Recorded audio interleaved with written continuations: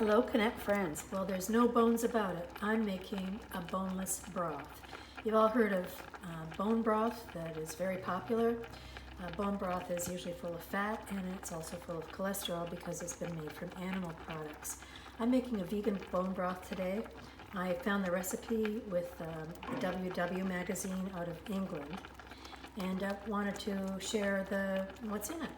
I have water, about a large onion, leeks, celery, garlic, carrots, and kale. I've got some dark mushrooms. You could use shiitake. I'm using wood mushrooms. And it also has wakame, bay leaves, and fresh thyme in it.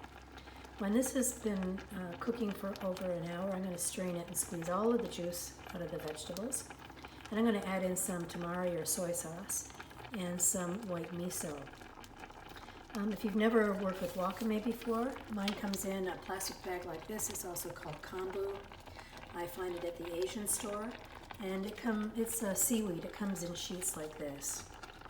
And then for the mushrooms, like I said, I'm going to use the mushrooms from the dried mushrooms, and they look like this. They're called wood mushrooms, but you could also use a shiitake.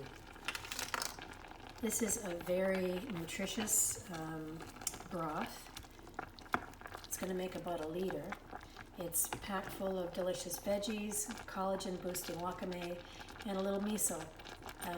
The miso gives it a little of the extra umami flavor. And there's no need to have bones in this nutritious broth.